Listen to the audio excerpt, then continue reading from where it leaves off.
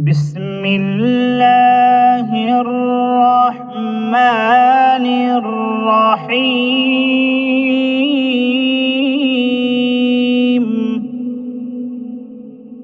الحاقة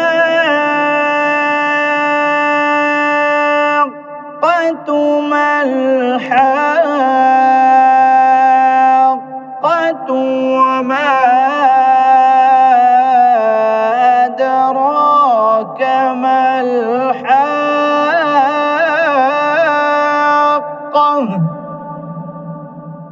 كذبت ثمود وعاد بالقارعة. فأما ثمود فأهلكوا بالطاغية.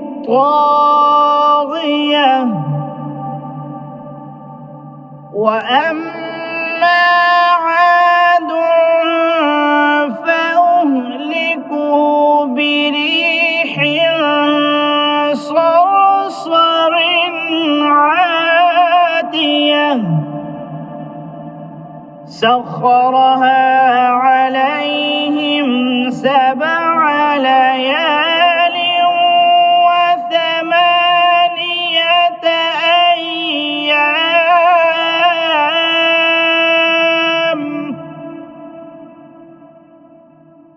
و8 أيام حسوما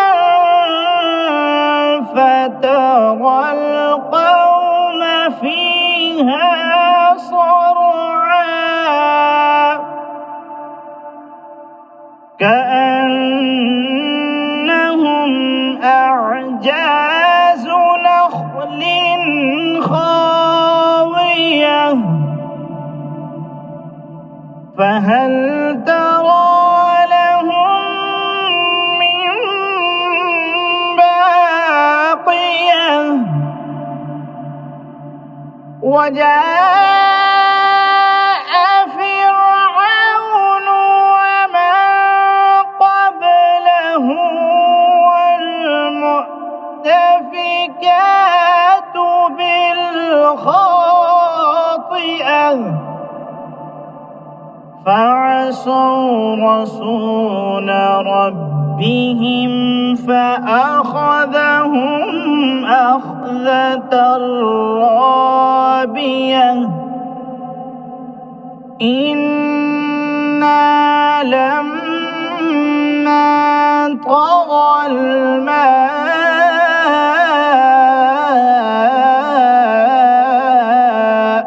حملناكم في الجارية لنجعلها لكم تذكرة وتعيها أذن واعية.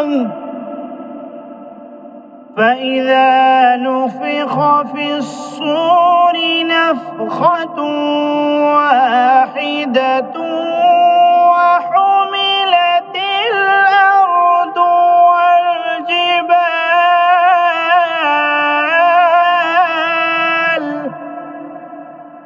وحملت الأرض والجبال فدكتا دكة واحدة. فيومئذ وقعت الواقعة وانشقت السماء فهي يومئذ واهية. والملك على أرجائها ويحمل عرش ربك فوق فوقهم يومئذ ثمانية يومئذ تعرضون لا تخفى منكم خافية فأما من أوتي كتابه بيمينه فيقول هاؤم اقرءوا كتابيه إني ظننت أني ملاق حسابيه فهو في عيشة راضية في جنة عالية قطوفها دانية كلوا واشربوا هنيئا بما أسلفتم في الأيام الخالية وأما من أوتي كتابه بشماله فيقول يا ليتني لم أوت كتابيه ولم أدر ما حسابيه يا ليتها كانت القاضية ما أغنى عني ماليه هلك عني سلطانيه خذوه فغلوه ثم الجحيم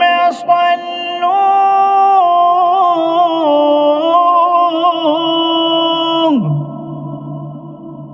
ثم في سلسلة ذرعها 70 ذراعا فاسلكوه إنه كان لا يؤمن بالله العظيم ولا يحض على طعام المسكين فليس له اليوم هاهنا حميم ولا طعام إلا من غسلين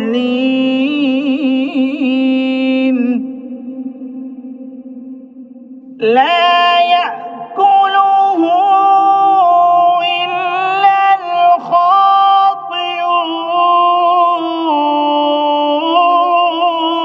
الخاطئون فلا أقسم بما تبصرون وما لا تبصرون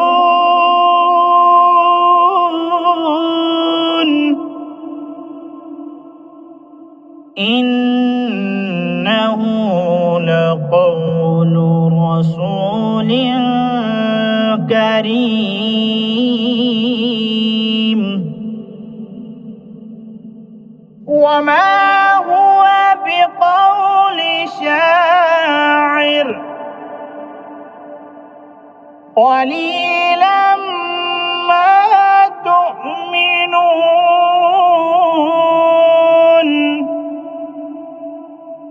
ولا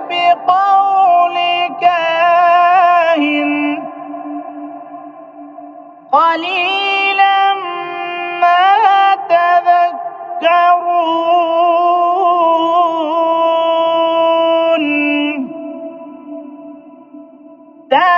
تنزيل من رب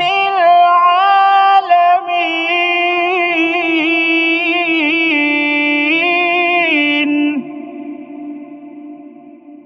ولو تقول علينا بعض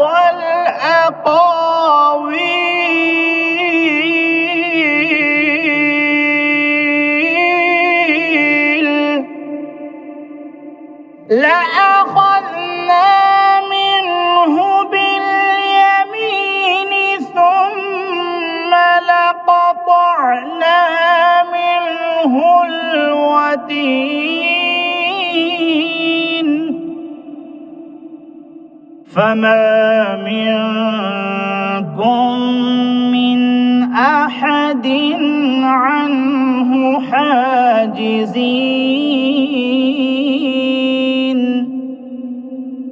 وإنه لتذكرة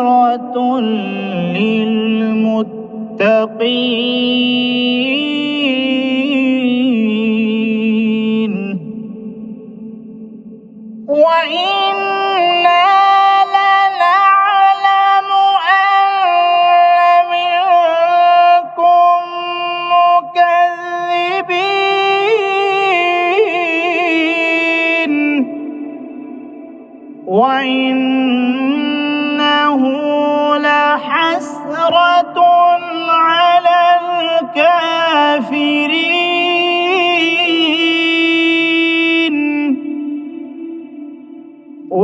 وإنه لحق